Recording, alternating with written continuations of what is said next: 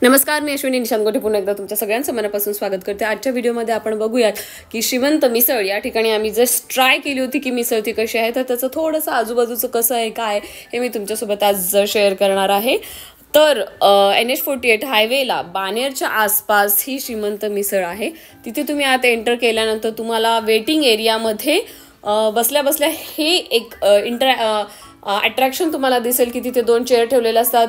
परत लोकमान्य टिळकांची पगडी, तिथे पुणेरी पगडी म्हणून ओळखल्या जाते, ती तिथे असते। तर तुम्ही वेटिंग एरियामध्ये बसल्या बसल्या बोर होण्यापेक्षा तुम्ही ते पगडी घालून तिथे फोटो तुम्ही घेऊ शकता। आणि आता आपण बघूयात की ह्यांचा मेन मेनू काय। तर श्रीमंत मिसळ यांची स्पेशल आम्ही मिसळ मागवली होती।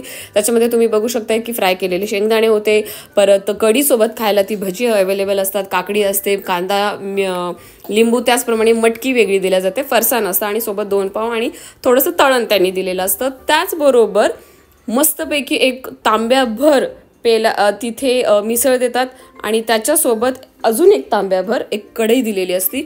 कढईची टेस्ट त्या भजीसोबत खाताना लाजवाब अशी होती, लाजवाब। आणि हे सगळं एकंदरीत खाताना खूप भारी वाटतं, कारण सगळं तांब्याचं त्यांनी आजूबाजूला आपल्याला दिलेलं असतं। तुम्ही एवढी तिखट मिसळ जर लहान मुलं सोबत असणारे खाऊ शकत नाही असं तुम्हाला जर वाटत असेल तर तुम्ही तिथे थालीपीठ आणि दही देखील लहान मुलांसाठी मागवू शकतात। इतर पण थोडेफार तिथे आहेत मेनूमध्ये काही गोष्टी अवेलेबल मिसळच्या व्यतिरिक्त। तर कमी तिखटाचे थालीपीठ सांगितलं तरी चालून जातं, मुलं मस्तपैकी एन्जॉय करतात। हवी तेवढी तुम्ही मिसळ घेऊ शकता, सॅम्पल घेऊन खाऊ शकता।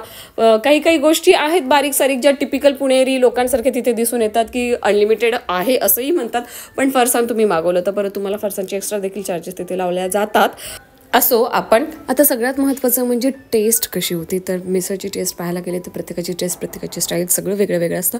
माझ्यासाठी माझ्या टेस्टला ही जी मिसळ होती ती ओके होती, पण मी आवर्जून हे सांगेन की कढी आणि जी भजी त्यांनी दिली होती ते लाजवाब होतं। म्हणजे खूप सारी कढी अशी घेऊन प्यावीशी वाटत होती। तर तुम्ही ही मिसळ ट्राय करा। मिसळ खाऊन झाल्यानंतर तिथे श्रीमंत कुल्फी देखील अवेलेबल आहे, कुल्फीचा आनंद घ्या, एन्जॉय करा आणि मिसळ मस्तपैकी खा।